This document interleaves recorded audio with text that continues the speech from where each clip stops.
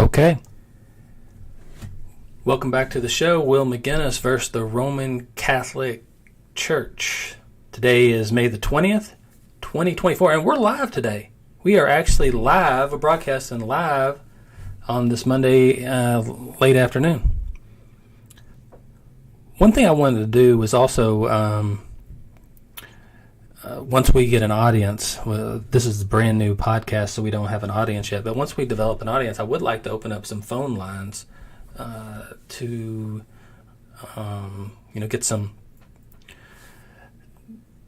get some feedback and just open it up to the people really of the world. As we talk, 300,000 boys were sexually abused by the Roman Catholic Church in the United States, over 1 million worldwide.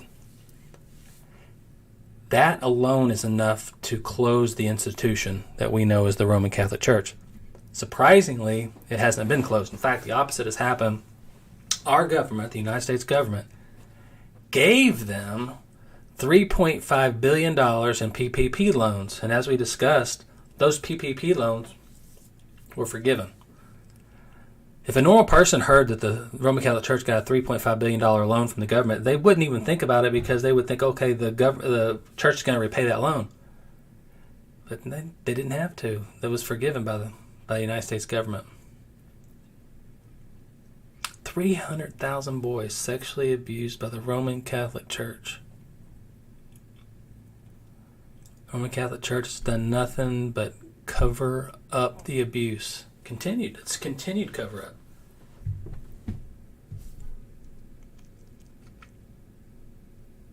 Yeah, they settled some of the complaints, but they continue to this day to cover up.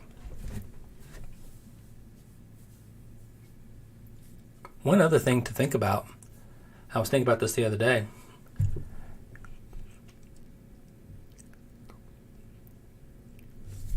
There were a lot of cases and a lot of attention, public attention on the Catholic Church about this sexual abuse of their children, which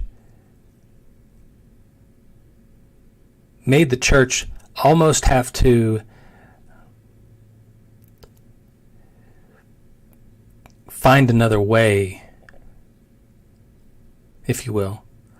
Let's say best case scenario that during this time that there was so much attention on them, they ceased abusing children. Let's just be great if that was true. Let's just say, let's go with that as an argument that we'll say. The problem, this is what I was thinking about the other day.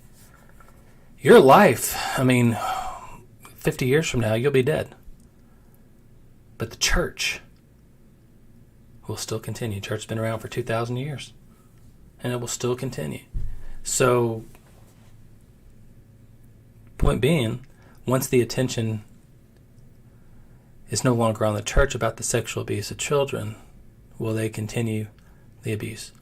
And my argument is yes. They have a taste for it. But even if they didn't, we can't trust them. We can't trust. This is an institution that sexually abused over 300,000 boys in the United States. It wasn't by accident. That's if you sexually abuse one child, that's enough to close an institution. One child. They did 300,000 in the United States, over 1 million worldwide. Are you fucking kidding me? This is an institution that needs to close, and it's what I'm going to work on. That's what I'm going to work on every day. Closing the institution that we know as the Roman Catholic Church.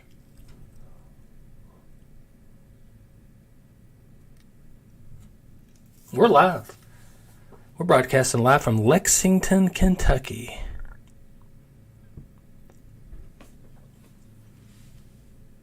I want to mention two people that we've talked about before, and that was Prevost and Pierre. Prevost and Pierre just recently were promoted to cardinal. Pierre, you see on the right of your screen, he's the nuncio of the United States.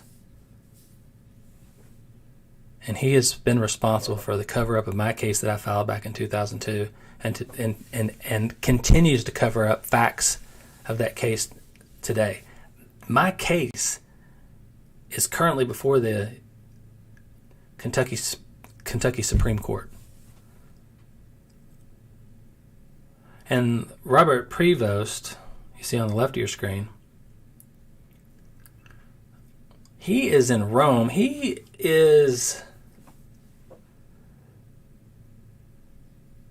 There's a website, you could Google it. It's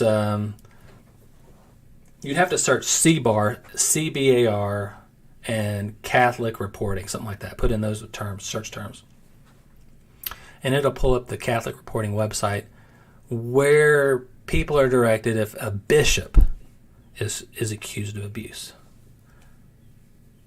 Now, I'd never accused a bishop of abusing me. I accused recently these bishops of covering up my case that I filed in 2002. Facts about it. Specifically, they claimed, the Diocese of Lexington, Kentucky, claimed that there was only one instance of abuse, the one that I filed against this priest, and that there was no other abuse in this priest's file. None. But we just learned recently from an audit performed by Allison Conley, Professor Conley of the University of Kentucky Law School, that there was at least 2 victims. At least 2. And this was covered up by Bishop Kendrick Williams, who was the bishop at the time of Lexington, Kentucky, Lexington Diocese, and then also his predecessor, Ronald Gaynor, who followed him.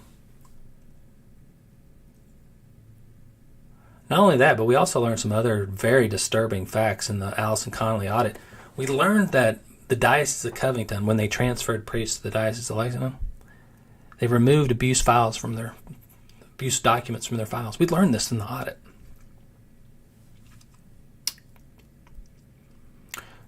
The Diocese of Lexington, surprisingly, even though these facts were known, continued to report on their website that the priest that I filed my complaint against, they continued to report on their website that there was only one victim. It's not true. We learned from the audit there was at least 2. But this is the kind of thing that keeps going and going and going. It's an institution that needs to close. The corruption is unimaginable. And if the full truth was known, it would probably blow. I can't imagine that it's still an institution that's permitted to operate to this day. But it does. And these 2 guys here, Prevost and Pierre, I think we'll talk a lot about these guys because they just got promoted to cardinal. They have a lot of powers. This guy, Nuncio in the U.S., he's basically the right-hand man, you could say, to the Pope in the United States. I mean, he's basically the top-ranking Catholic leader in the United States. He decides who the bishops will be in the United States, like a kingmaker. That's how he sees himself. He sees himself as a kingmaker. When he anoints a bishop in their ceremony, he gives them a gold ring. No telling the behind closed doors what goes on with these bishops and this kingmaker. I mean, there's no telling. But it's a corruption, and it's a sworn loyalty, if you will. It's an institution that needs to close. And it's an institution, like I said, that I'm going to work on closing. And I think I even told you that it doesn't matter to me if I get no support. I will continue daily to preach about the closing of the Roman Catholic Church, this institution. I want the $3.5 billion returned to the United States government. And then I want to set the record straight on their dogma, the lies that make up their dogma, the bullshit stories that their dogma is based on. And I'm going to invite other groups to join me. I'm sure they're out there. But it will take a group effort to close this institution. It's a very wealthy institution, one of the largest landholders, if not the largest landowner. But we want all that property back too. Everything. Want it all back. The institution needs to close. The fact that this was allowed over the last 50 years of abuse of children because their parents were brainwashed. It's a fucking joke. And they're going to pay. They're definitely going to pay. The first thing they'll pay for was just the closure of this institution. The next thing is the distribution of assets. Who's going to get all those assets?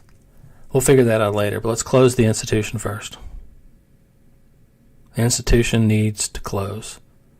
And we're going to really keep Prevost and Pierre right front and center. And there'll be others I think maybe we could bring in too to talk about, but we're going to start with these two. I'm going to start with these two, and we're going to continue to preach for the closure of the institution that we know as the Roman Catholic Church. Now, I had mentioned that I wanted to go through their dogma. Now, I have seen that they list 255 different dogmas of the Catholic Church. I'm not 100% sure if that's the number, if it's 255, if it's more or less. I don't know. But I have said that, well, we'll go over each one. But I don't think that's really necessary. I think what I've mentioned before is really enough to challenge the dogma and the bullshit stories that they're based on. I think it was dogma number 137 that said Jesus God-man. Jesus the God-man. Well,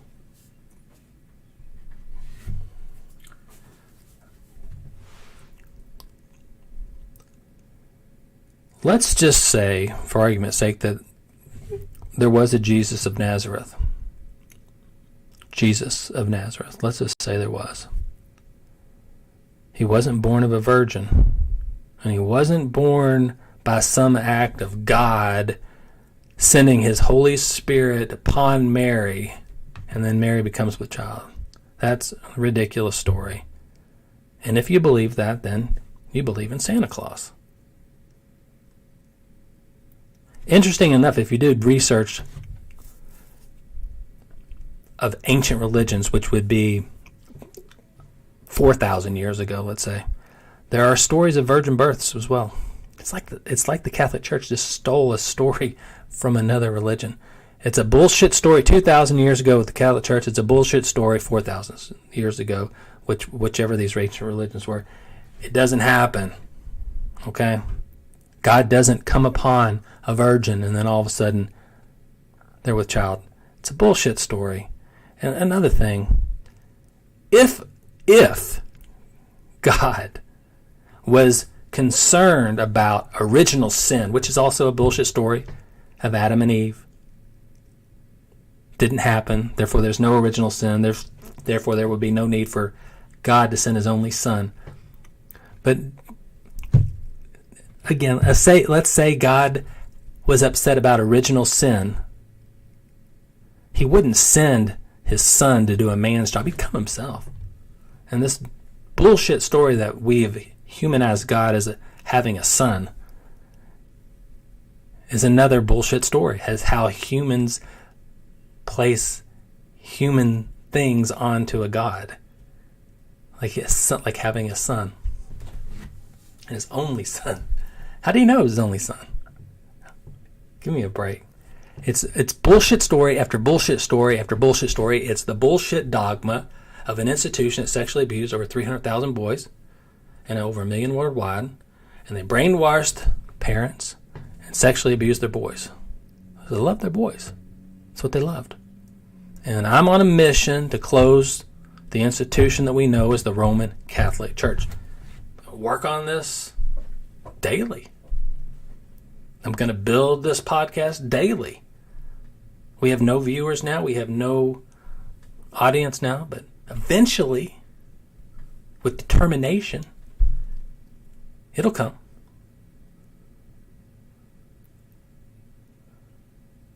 So he's born of a virgin, Born of a virgin. But that wasn't the end of the story. Then he lives his life and he's crucified. He's buried. And then on the third day, he rises from the dead. Yeah, that doesn't happen. If you're dead, you're dead. You don't rise from the dead. But doesn't stop there. Then he ascends into heaven. Body and all just rises up into heaven. Come on.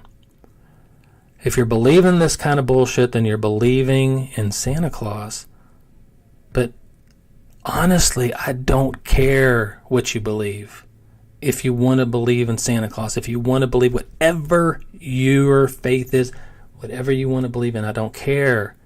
I just want to close the institution we know as the Roman Catholic Church. One that has sexually abused over 300,000 boys and over 1 million worldwide, and has just lied to you in their dogma.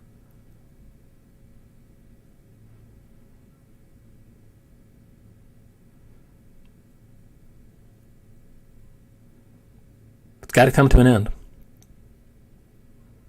And that's what I'm working at.